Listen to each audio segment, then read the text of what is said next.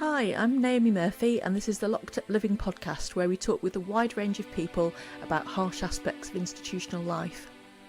We also explore some of the ways to overcome them and to grow and develop.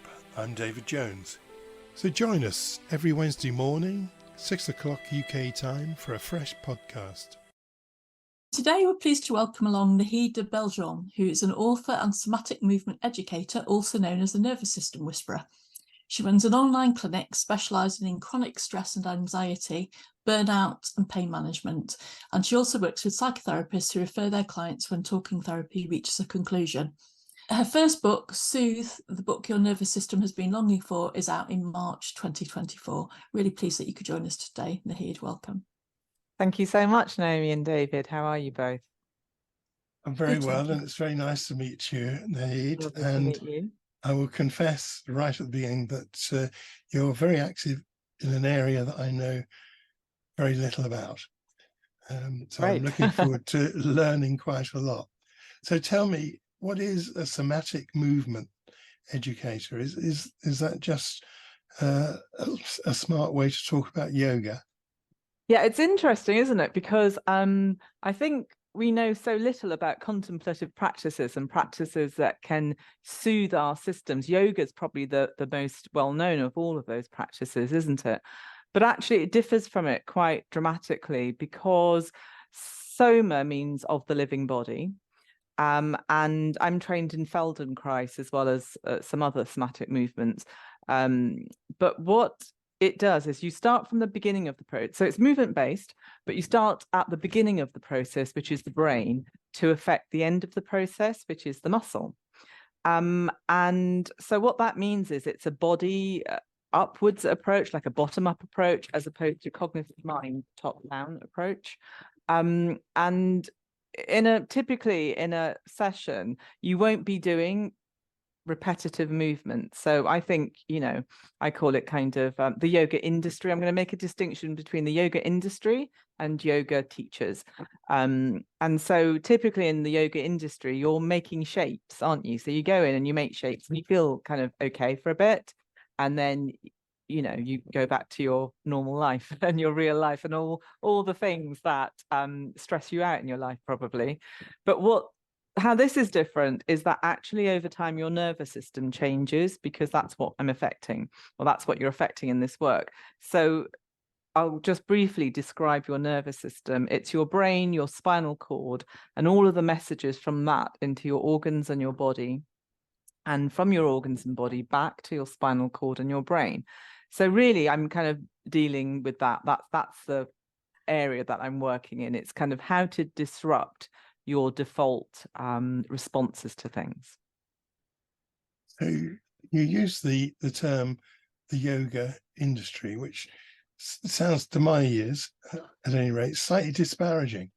Am I right in picking that up? Or? So I had yoga studios and fitness studios in central London, and they were very, I was very particular that the yoga we offered was very slow and very mindful, to kind of counteract everything else that was going on in your life and to act as a counterpoint to it.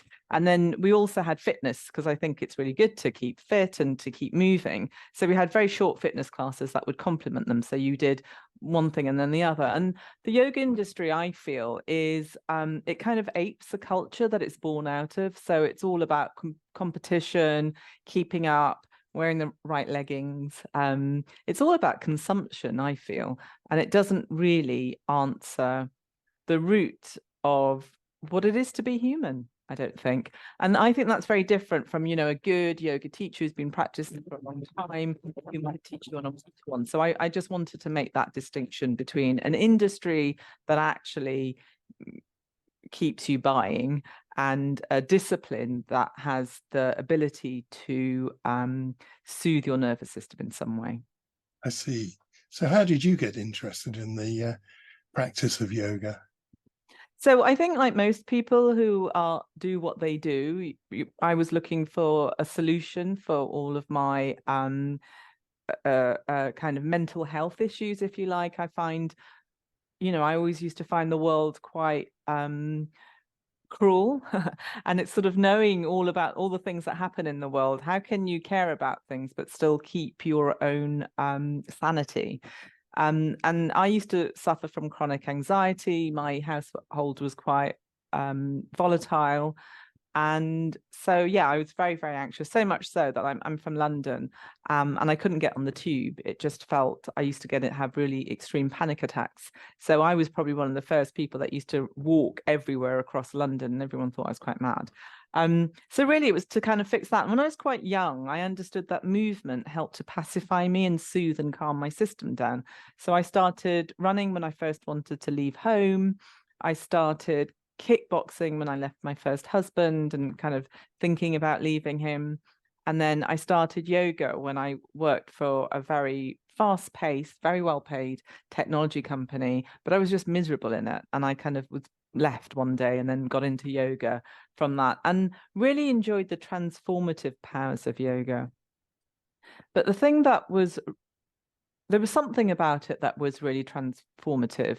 But what you can't do is you can't sit at a desk. If you're feeling stressed, you can't drop into a yoga pose. You have to stay at the desk, don't you? So I was kind of looking for things that I could, calm my system down. That didn't mean that I had to go off to a class somewhere else. I just got really interested in that. And when I had my own yoga studios, I saw that people were coming in, and you really had them in a class for about 20 minutes because you'd have to undo their stresses for about 20 minutes. And then they'd kind of get G'd up again to get ready to go back into their lives. And they had lots of issues, like they weren't having periods, they weren't sleeping very well, they couldn't get pregnant. And I wanted to get under the bonnet of what was going on. And so that kind of ignited my interest in nervous system regulation. So yeah, so it was born out of, wanting to calm my own system down. And then I started working in this area. And that's how my work developed. Thank you. That's a very interesting picture you've given us there. You've mentioned Feldenkrais already. Yes. What is that, and why did you become interested? So somatic movement, it's an umbrella. Somatics is an umbrella term, and underneath of it, you might have heard of Rolfing or the Alexandra technique, and Feldenkrais sits under that as well. And he was a guy called Moshe Feldenkrais. He used to live in Ukraine, and then throughout the wars made his way over to England, actually. And he was an engineer and a physicist and a black belt in judo. And he had injured his knee.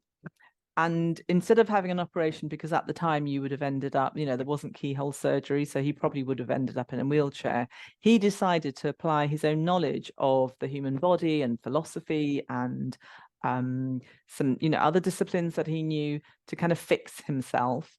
And he understood that it was all about rebooting your brain to your muscle communication, that kind of brain to body communication that he just had to kind of reignite and reboot and relearn. And from that, the Feldenkrais method was born. And he's no longer alive, of course, but it's a 4-year course. I think I chose Feldenkrais in particular because it was a very rigorous course. There's a hands-on element to it as well, but it's not invasive. And it's all about moving from the bones and allowing the nervous system to reorganize. So it's incredibly empowering. And I suppose I really love the difference between that and yoga, because yoga it's directed, and you're sort of absolving all responsibility for your body to a teacher, which I have problems with because it's not very empowering. And when the teacher isn't there, you kind of feel a bit hopeless. You're like, well, what do I do now? Whereas the Feldenkrais method was so interesting to me because it was all about being given some guidance that you can interpret, and then you can turn it into pure sensation. And that's what you're listening to. Like, how does it feel if I do this? How does it feel if I do that? Oh, I'm going to choose this because it feels much more comfortable. And from that, your nervous system just retrains, because actually your nervous system develops by the experiences that you feed it, which is incredibly profound, actually, because it allows you the space and the opportunity to feed it with new experiences. And so my method, the human method, it was really from all of the amazing practices that I have sought over the years. I've taught people, I've trialed and tweaked it on myself and on clients. And it's kind of the best of nervous system kind of soothing, if you like. But of course, you know, it's all also very dependent on every individual that I teach. Thank you. That sounds fascinating. So, Naomi, you've given me a question here that I'm not sure I really understand. Could you explain it to me? Yeah, sure. I was wondering, Naheed, it seems like people diverge a lot in terms of their ability to move from middle age onwards. And I wondered, you know, you see a lot of people who have like really poor mobility later on in life. And is that just a pathway that they're destined for, or do people have the ability to change how their bodies are going to become later on in life? Yeah, really, really good question. I think that's the beauty of this work, is that you do completely have the ability to be as mobile as you want to be. And of course, as you get older, there's a little bit of muscle wastage. But actually, if you think about it, middle age is quite an interesting point in life, because you've probably got quite a lot of responsibilities, you know, maybe children, maybe aging parents. You're also going through a lot of health concerns yourself, possibly. And for women, that's often perimenopause, menopause. And what you sort of could do, what you could put up with emotionally when you're much younger, because you don't have as many responsibilities, it just becomes a real crunch point in midlife. Plus, you know, look at our lifestyles. We're really sedentary. We might drive to the gym and drive back after sitting down all day. Our leisure time is spent sitting down watching, you know, movies on the telly. Maybe we don't cook. Maybe we're eating frozen meals that are reheated, or, you know, takeaways or whatever. Our actual experience of life gets narrow and narrow and narrow as you get older. And it's that influences your mobility, not your aging. So I have clients that range from about their 20s to their 70s and 80s. And, you know, they all have really different experiences of mobility and of freedom in movement. And it's completely dependent on what they do every day. So if you, for instance, if you're somebody in your 60s and you've fallen over and you've hurt your hip and you need a hip op, say, then that's going to not only physically limit your movements, but also actually emotionally, you're going to kind of think that you can't do things. And so what often happens is people do less. They have a hip op and then think, I've got to be really careful about myself. So it's almost like they have the mindset of an old person. And then that stops you being daring and, you know, wanting to do different things and adventurous and all the rest of it. And that then carries on limiting what you allow yourself to do. So it's actually that ends up, you know, making you feel less mobile and as if you are getting a lot older. And what's interesting about that is the practice that you always have done. Say if you've always done yoga, that's not really going to shift you out of anything, because again, you've now set up a habit that you're good at and you're doing the same thing. So you're going to get really good at that, but that might not help you functionally getting your leg over a gate to climb over if you're going for a big long walk. So it's kind of looking at the experiences that you feed your nervous system. And if you do that, and if you're constantly trying out new things, then it means that you have the ability to be really resilient and kind of put yourself in a different shape. Does that make sense? Yes, yeah, it does. And I think there's some parallels there with our kind of cognitive fitness, for want of a better word, as well, aren't there? That, you know, actually we're encouraged to, rather than do the same things that we're good at throughout our life, that there's a point to deciding to learn a language or learn a musical instrument later on in life, because you're challenging your brain by doing something different, unless you already, of course, speak lots of languages or already played lots of instruments. But it's about the need to do something that's really quite different to what you ordinarily do. Yes, and as you get older, you tend not to do that. You tend to have the same friends, the same social circle. You tend to eat the same sort of food, watch the same sort of telly, and on and on and on. And you just start to really narrow your life down. And actually, what's interesting about that is I have a few clients with Parkinson's, And the ones who are really open, I mean, actually, everyone ends up having to be open with me because I really encourage them to try new things. But the ones, you know, who come along with a lot of fear and they've been told by their doctor that, you know, this is a limitation, they have a very different pathway through the beginnings of their Parkinson's symptoms than the ones who come to me and just say, I just want to live a big life. And so they're much more daring, and they'll be able to do more things. And actually, lots of my clients with Parkinson's, they manage it really, really well because they're very open to moving in different ways and trying new things and not being limited by it. So again, back to your work, you know, you sort of understand, don't you, that if you have limiting beliefs, that's going to have a huge influence on how life goes for you, your mental health, your physical health, and on. Yeah. It's kind of bring up the question, doesn't it, of whether age causes restriction or whether restriction So I think aging. restriction causes aging. Just in all of my experience of the different types of people I teach over the years, I think without a doubt restriction causes the aging. Because, you know, that old adage, if you don't use it, you lose it. I mean, I think the worst thing you can do with old people is sit them down and infantilize them and, you know, give them food at regular times and their medication, and they're not sitting, they're not moving at all. And what's so interesting about movement is I think we've been really undersold it. We kind of think we're a brain with a body, but actually we're a body with a brain. And, you know, our brains developed not for thinking, they developed for complex movements when we were hunter-gatherers. So thinking, sensing, and movement are really intricately linked in different regions of the brain. They sort of come together to allow you to do all of those things.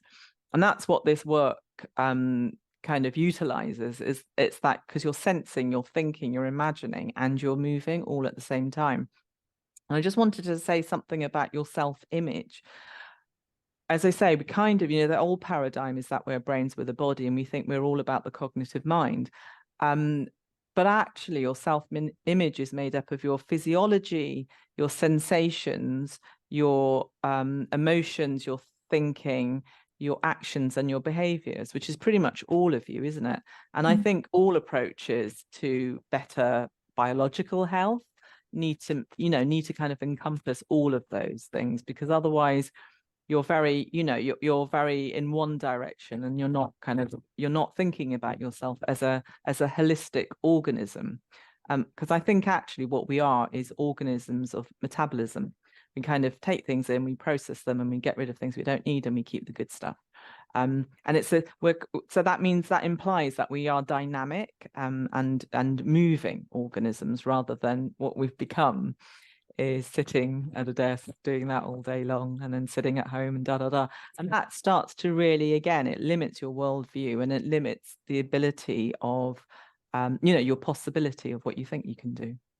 Yeah, it's been really interesting to see developments in talking therapies that are gradually trying to move more of a physicality into Yes. the work. So like sensory motor psychotherapy or somatic experiencing, for instance, where there's a real recognition that the body needs to not be disembodied, the brain needs to not be disembodied from the body.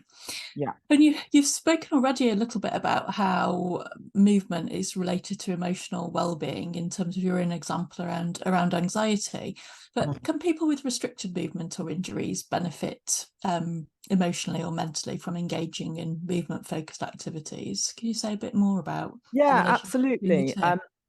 So you can think about movement. So I have some people who are managing pain, and their movements are quite restricted. And so what I get them to do is I get them to imagine the movement so that they don't actually physically, I mean, lots of the movements are quite small, not all of them, but they can be quite small. So you can move your fingers or your hands or your eyelids or your tongue in your mouth. There's lots of kind of accessible practices that you can do, but you can also very successfully imagine the movement, and it still kind of activates the part of your brain that are to do with movement. Probably not as much as if you were actually moving yourself. But can I get you to imagine something now? Do you want to, shall I just, yeah, okay. So if you close your eyes, and with your right foot, start to make it lighter and lighter, as if you were about to lift it up from the floor, and then release it. And just do that a few times, very, very slowly, like a little bit more like a dimmer switch rather than on-off switch. And for most people, you will feel something happening in your ankle, in your calf, in your thigh, maybe your knee, maybe at your hip joint. Did you feel that? Yeah, great. So that's a really good example of how you can do things in your imagination, because muscles, you know, the same communication is happening from the brain to the muscle. It's just that you're not actually doing it, but, you know, it gets switched on because your brain is predictive and it goes, hang on a minute, this feels like she's about to lift her foot.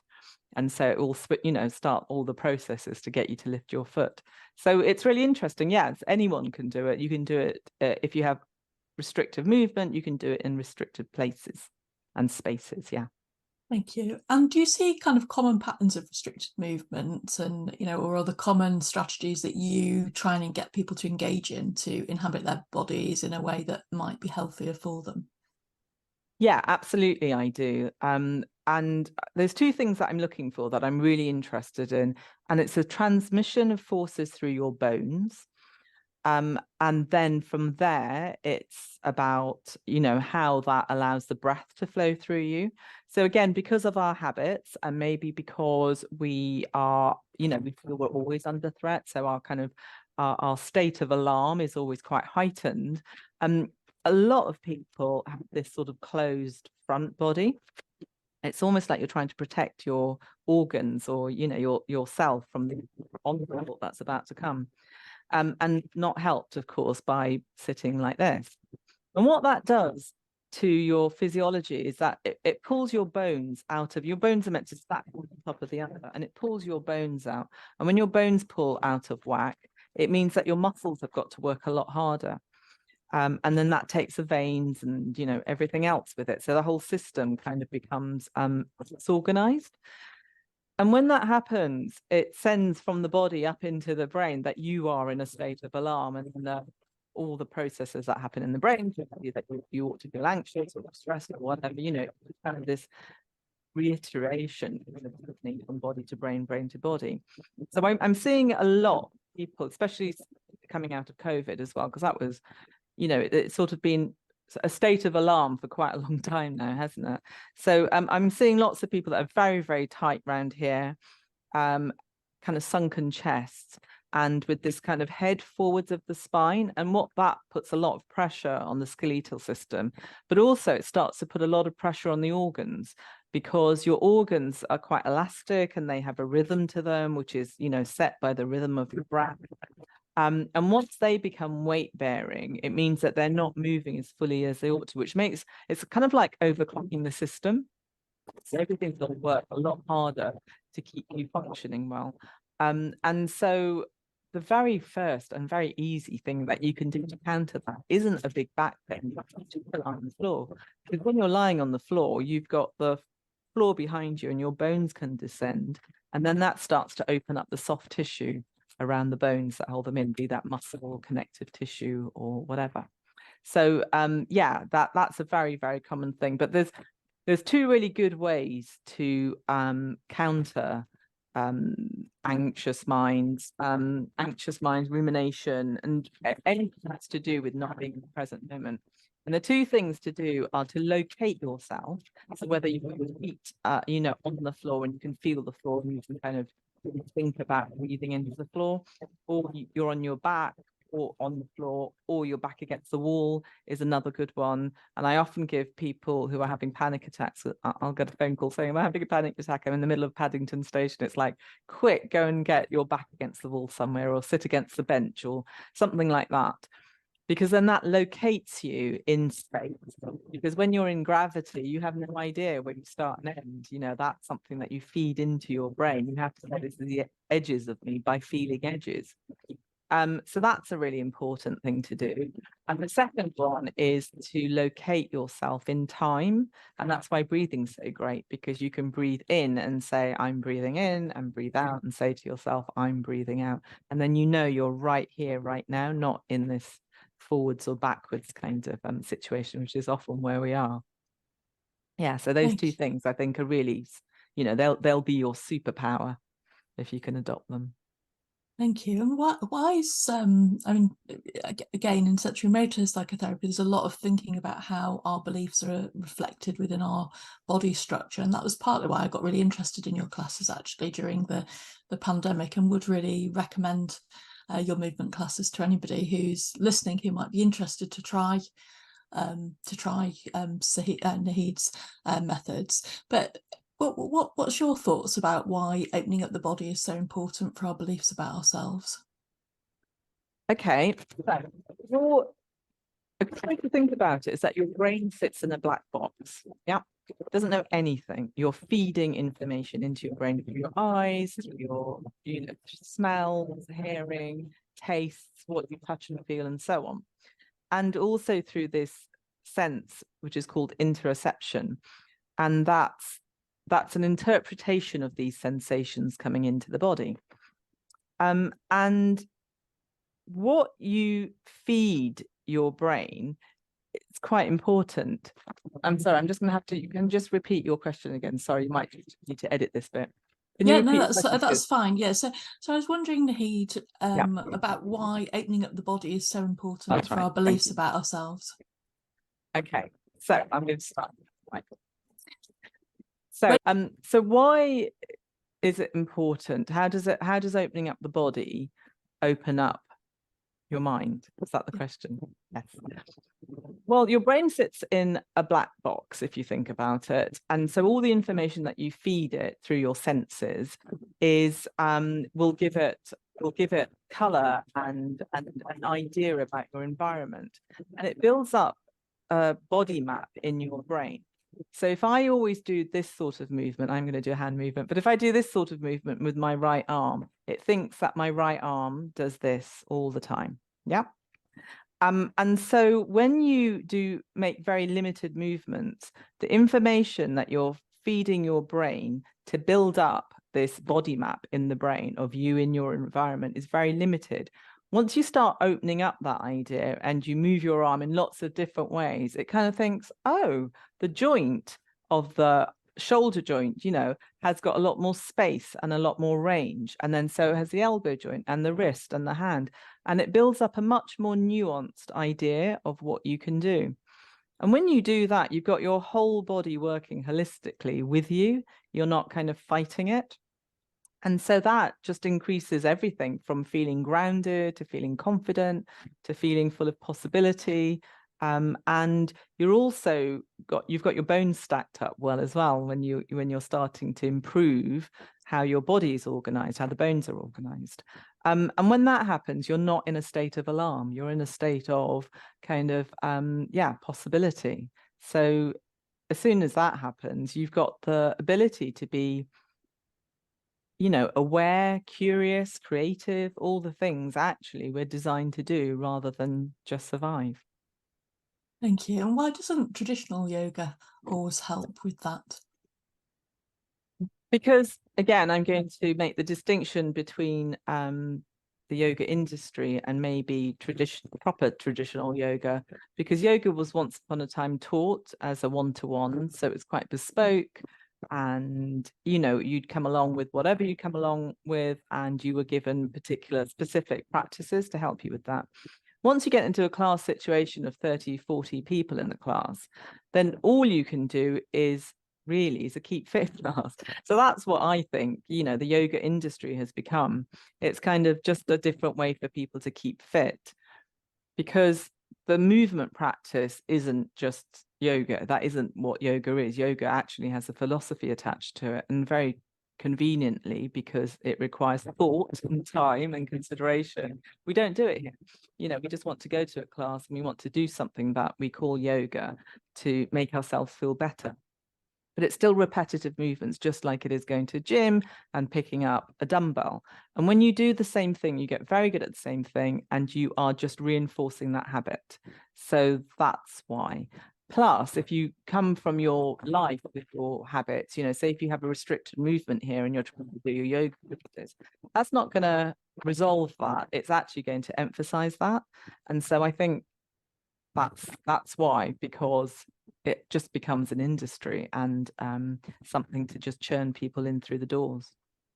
I think you're kind of touching on that element of competitiveness that can be there in those classes as well. It's like when you go to the gym and lift weights, you hear the bears grunting, and as they each try to push more and more weight. But I think you do see a similar practice in yoga classes, even if yoga classes tend to be more female clients. So there's a tendency to try and push and drive the students, I think, to do movement that might not really be comfortably within their sphere of movement at that point in time, and then people get injured, don't they? Yeah, exactly that. And also, actually, there's a lot of repetitive movements in there. If you look at dynamic yoga with lots of flows, doing all of those chaturangas, which is a plank into a downward dog, it's just not very good for the shoulder joint. And having lots of people of different levels in very big classes, all you can do really is crowd control. You're not, I don't think anyway, I don't think you're teaching. I think you're just commanding a crowd to do the same thing. And, our culture is so that it programs us to be good at things and to be the best at things. And I think there's a lot more to the human condition than just ambition and speed. I think there's a whole range of nuance of what we could be and how we could be and how we could respond to things. And I think it's a real shame when it's just reduced to some sort of competitive sport. Thank you. I really love the way you talk about these things so honestly, Naheed. And taking this a bit further, because yoga, and you've mentioned the distinction between yoga teacher and the yoga industry. But yoga itself often seems to become associated with the concept of guru, who then many times seem to become corrupt. Why do you think that happens? And does it highlight an issue with the whole concept of student, teacher and yoga? Yeah, I think it does. And that's one of the reasons I moved away from it. And I don't really call myself a yoga teacher anymore, because I think ultimately all power corrupts. And we used to have a bit of a macabre joke, but we used to have a bit of a joke that if you lasted 10 years in your yoga studios without a scandal, you were doing quite well. So there's many reasons, isn't it? It's patriarchal, is a patriarchal system. So that's what I mean about it aping the culture that it's born out of. It can be quite cultish where nobody talks about things. There's an element of if you can't do certain things, you're thought of as not spiritual enough. Have you heard that in a yoga class, Naomi?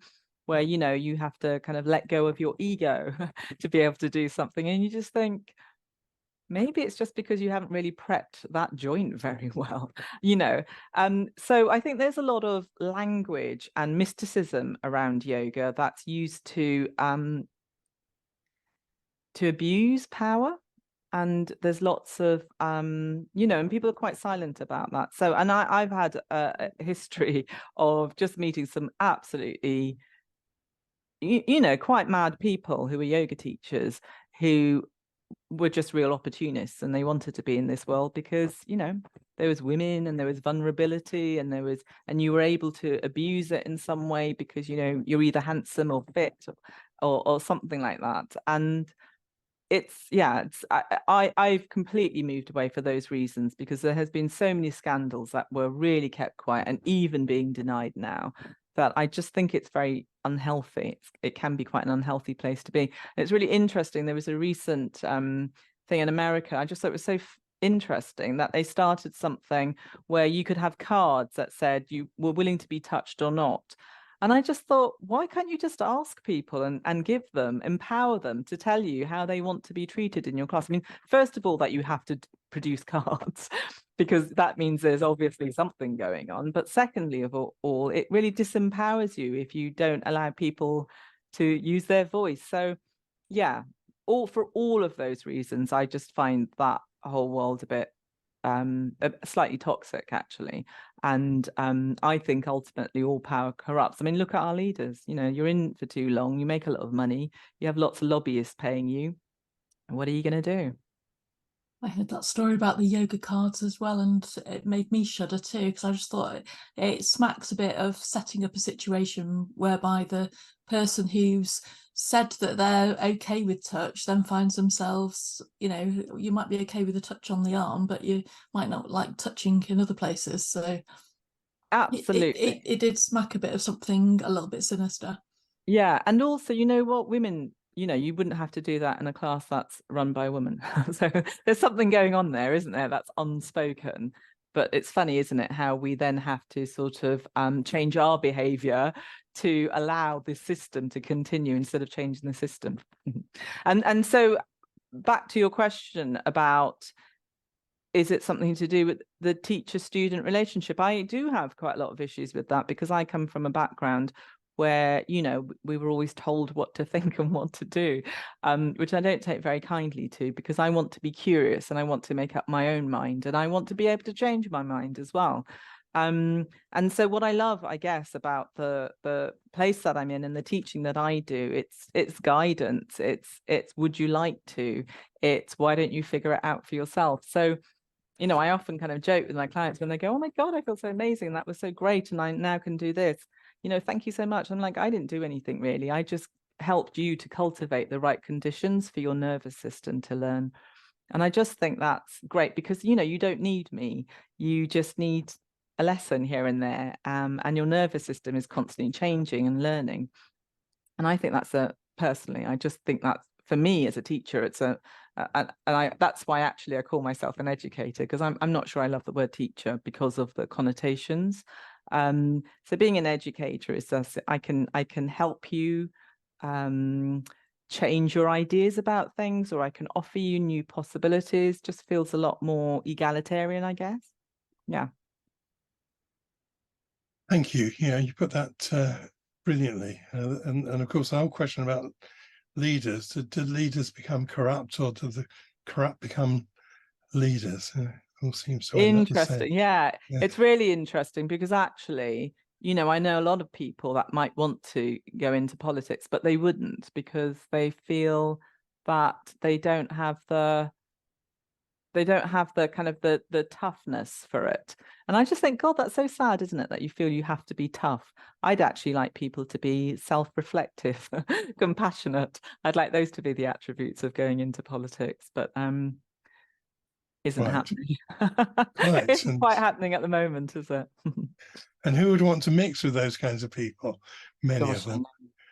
I know, yes, exactly. I mean, Parliament is meant to be so toxic, isn't it, for women MPs and lots of MPs and staff as well. But yeah, who would want to mix with that?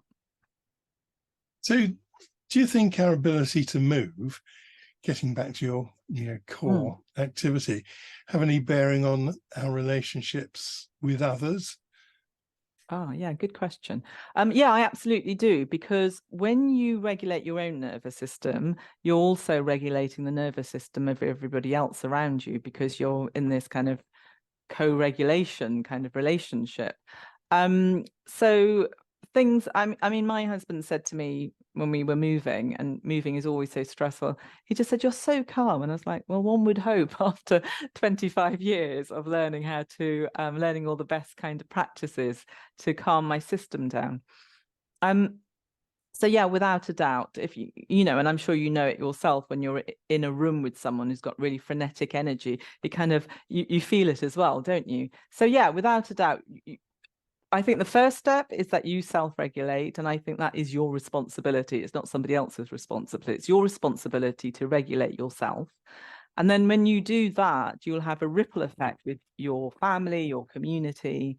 And then, so that's the second step. And then the third step is then you do that, you take that out into the world. And another reason I'm not a fan of the yoga industry is because we forgot about all of that. It was just all about self-improvement. And that can only really take you so far, because guess what? You have to live in the world. So it is super important in cultivating a really compassionate relationship with yourself and then with your environment. That, and the two kind of go hand in hand. It does raise a really interesting ethical question, though, I think, about people who work in residential services, where residential services, there's quite often a lot of very negative energy around. You might be managing feelings like hate, a lot of anger and aggression, a lot of fear, a lot of hopelessness, you know, the potential for death, or serious self-harm. And you know, we can see that often gets reflected in the stress levels of staff, but actually it sounds like from what you're saying there'd be something really useful about staff in services making sure that they were to make better, you know, make sure their nervous systems are better regulated in order to create a more positive balance of energy within these environments. Yeah, absolutely. And also, you know, I'm sure if anyone's spoken to you unkindly, you're not going to want to do the thing that they tell you to do. And then that creates a struggle right from the get-go, doesn't it? So yeah, I mean, I think in all caring professions as well, you know, if you look at a doctor's training, it's really brutal, you know, long hours. And it's just incredible to me that the people that are put in charge of caring for other people and looking after them are so unregulated, dysregulated themselves. And there's something wrong, I think, where we think that we have to break people to be able to do their things, and mothers as well. You know, there's something wrong, I think, in our culture where we think that mothers have to break themselves in order to serve. I think we need a real 360 kind of thinking about that. But yeah, absolutely. I think it would completely revolutionize those sort of working conditions. One of the writers that I've really enjoyed reading his work is Dan Siegel, who is a psychiatrist, but a really psychologically minded psychiatrist, and he talks about the concept of we, so MWE, that idea that we exist in coexistence with each other. I'm wondering, as you were talking, in what ways we might shut other people out with our bodies, and how we can practice sort of being more comfortable with being in a system with other people. And do you mean that in prisons particularly? Well, no, I was just thinking generally in relationships. I'd made a note after our conversation actually, and trying to find a way to ask that question. It might be a bit clumsy. Well, I think if you don't have a good relationship with yourself, it makes it really difficult to have a good relationship with other people, doesn't it? A trusting, grounded relationship. And my parents were never taught to self-regulate or show themselves compassion, so they didn't really have the tools to pass on to me. And so, yeah, it's really interesting, isn't it, that once you show people how to look after themselves, if you don't have an experience of that, where are you going to get it from? But once you show people how they can look after themselves and they feel really happy in their own bodies and they feel embodied, which is really important, then it's sort of not willpower that you then go on to be kinder to other people and open to their points of view. I mean, the best way to convince somebody of your one-sided argument or a binary argument is to keep people poor and hungry and angry, isn't it? And that's kind of social media, isn't it? It's to keep you feeling slightly envious of other people, and it's to make you angry about things constantly.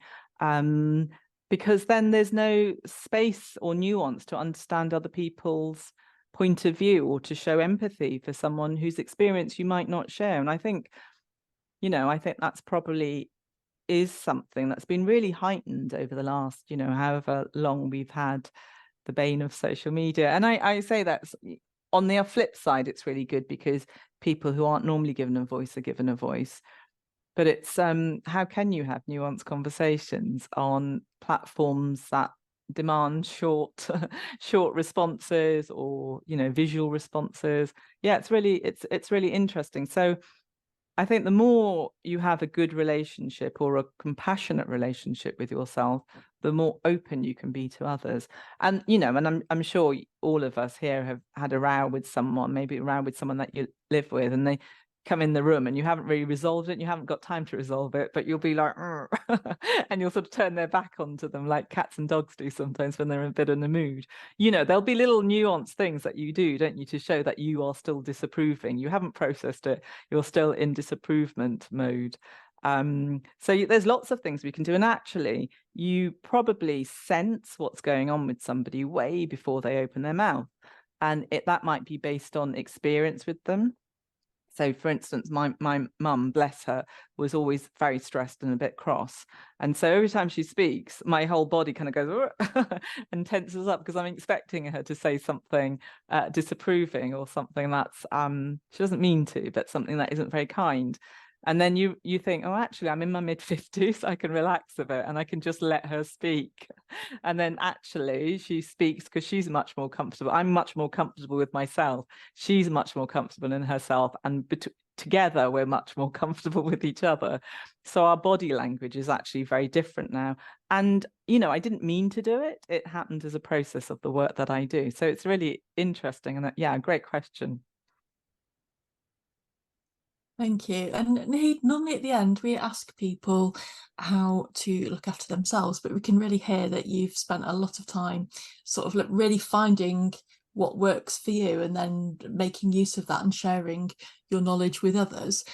Are there any other ways any other things that you would recommend for people in prisons or other restricted communities or listeners that they could do for their health that we've not touched on, that you think actually that's a really important thing that people do? Yes. So breathing is the very first port of call. And most of us breathe too fast. I think in the UK, it's something like 12 to 16 breaths per minute. And in the US, it's something like 18 to 22. But actually, studies have shown that anything between 5 and 7 breaths per minute will really help to calm your system down. And that's free.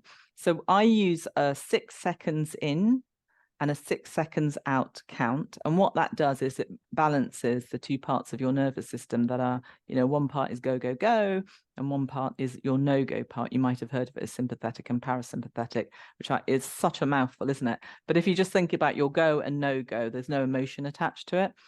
And breathing in and out for 6 seconds on the inhale and then 6 seconds on the exhale, that's 12 seconds, times that by 5, that gives you a minute. Yep. So it's 5 breaths per minute is the one that I practice.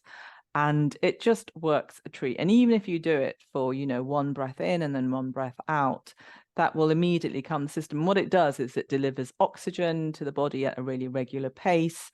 And over time, the frequencies of your brain, your heart, and your lungs come into coherence, because the internal body's got these rhythms. And everything just starts working really evenly and smoothly, and it really calms your brain down. So that's a really good thing to do. And you can do it first thing in the morning to kind of change the baseline of a heightened nervous system, which is pretty much all of us. And you can also do it in real time. So I was once driving on a small country lane with loads of cars behind me, and being an out-of-towner, I was sticking to the speed limit, and there's loads of cars behind me wanting me to go faster. And so I just, you know, practiced this breathing all the way up the hill until we were on the motorway. And it really helped to not feel completely, to not let other people's kind of energy disrupt mine, and just keep on a really calm and even keel. So that's the very first thing I would do, is regulate your breathing and have a breathing practice. And mine is 5 breaths per minute. But as I say, anything between 5 and 7 breaths works. That's what the studies show, kind of will really calm the system. Thank you. And just before we go, would you like to say a few words about your book, which is due out, and what listeners will find in your book? Yes, thank you. So my book, called Soothe, the book your nervous system has been longing for, is really a culmination of all of the research and the trialing and the practicing that I've done over the years. And I very much love the science to things. I'm not at all woo-woo, and I'm not saying that's bad. Woo-woo's bad. I'm not saying that, but it's just, for me, I want to know, well, why does this work? Great. Now I understand that. How can I apply it to myself? So the first part of the book is all about context, you know, what makes up your nervous system, what are the things that will influence it, and you know, we go from development all the way through to nutrition. And then the second part of the book is things to do in different day parts: morning, lunchtime, evening, preparing for bed. And then the final part of it is all about what you can do, little tiny practices that you can do if you're, you know, if you need something in the heat of the moment. It's called emotional rescue. And they're sort of just really easy things that you can do to recover from something and then to reset your nervous system before you move on. Because I think what we do too much is we try and butt up lots of different activities all at once, and we just move manically from one thing to the next thing to the next thing. And so it kind of feels a bit like, you know, you do that all day and then you crash at night and you're so tense you can't really sleep because your mind's really busy and your body's a bit collapsed because you've stayed in the same position. But actually a better way to think about your nervous system is that, you know, something happens and then you recover from it and you reset, and then something else happens, you recover and you reset. And your recovery could very simply be the breath. Or it could be getting outside, or it could be moving your eyeballs around in your skull. You know, it could be very, very simple, short little micro lessons that you do to recover from the micro stresses of the day. And that's such a great way to kind of really manage a good balance and equilibrium of the nervous system throughout the year. So yeah, the book is all about that. Lots of really easy to do lessons that you can incorporate into your day. Thank you. And it's available in March. Yes. Thank you very much, Naheed. Thank you so much. Thanks for having me, both of you. Thanks a lot. Lovely to meet you, and Lovely to meet you. brilliant conversation. Thank you. Lovely. Really look forward to